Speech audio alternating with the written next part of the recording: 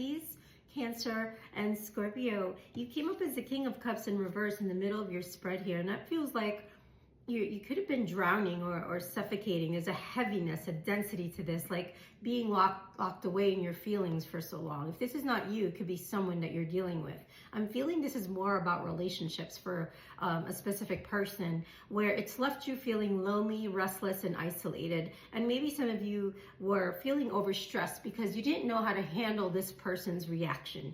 As you know, I feel with the Page of Cups here, they're very immature in the way that they express themselves and their emotions, right? They're very cold. They can be emotionally almost manipulative and moody and lacking self-compassion for the way that you have treated them, right? So this sounds very specific, and it made you kind of go within to solitude and spending time alone. And after about 9 weeks, you started opening up again, and this person started opening up again after 9 weeks. So there's a lot of profound change in the present moment that I sense that is ending any absolutions of or some type of transformation, transmutation, destruction of the old is what's happening. Because the King of Cups is something I want to see in the upright, right? Whether this is you or a person you're dealing with, but you know we are mirrors of reflections of one another. So if you're dealing with someone who's emotionally immature and unavailable, it's because you're not going as deep and also unavailable for yourself,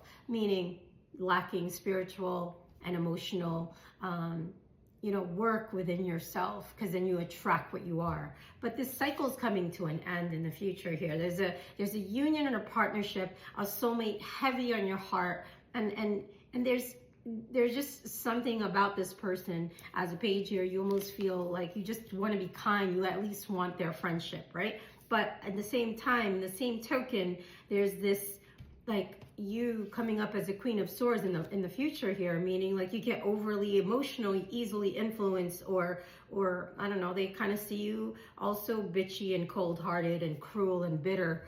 You both have that, right? Again, you are a reflection of what's out there. What's in here reflects out there. So, what you don't like about this person, look within and reflect that mirror back to yourself and see why that bothers you about yourself, right? About how they're behaving. And I think you're going to endure.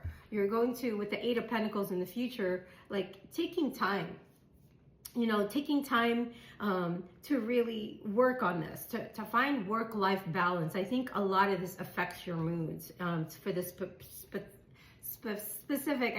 specific water sign that I'm tuned into. There's, like you have a lot of, like maybe some of you are going to be studying, maybe some of you are going to be doing something new, and it's pretty repetitive, but you're good at it. The more you do this, and if in terms of an emotional behavior, doing something, you're going to hone in and put effort into this. So, I feel like the disappointment right now could be heavy, yes, but your inner voice is talking to you, water signs. Reflect on your truth and consider, how it would be like to express, with clarity and wisdom.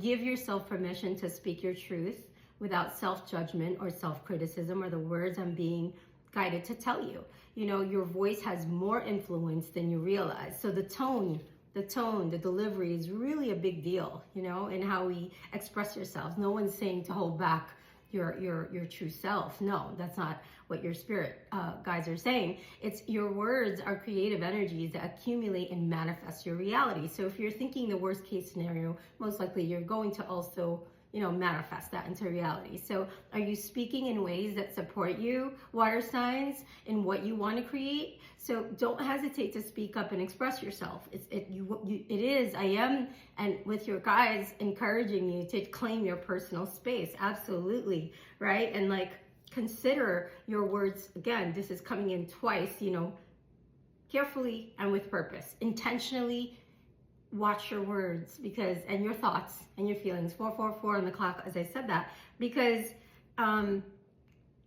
fears and doubts and insecurities can manifest, and sometimes we project things on people and that's not even what they're thinking.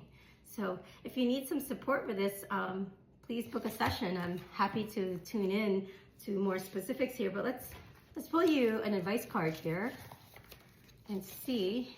These are channeled messages that I created and downloaded in in the winter season. Let's see.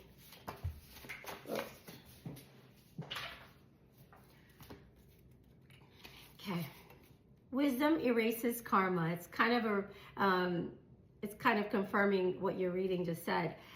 Your question offers a unique opportunity for growth and potential to avoid negative karma if you act with wisdom. You have the means to learn your lessons through love and positive action and mitigate your suffering. But sadly, we all seem to learn fastest through pain and directly experiencing the consequences of our actions. After experiencing the pain again and again, lifetime after lifetime, we eventually learn what works and what doesn't. So I hope this was helpful.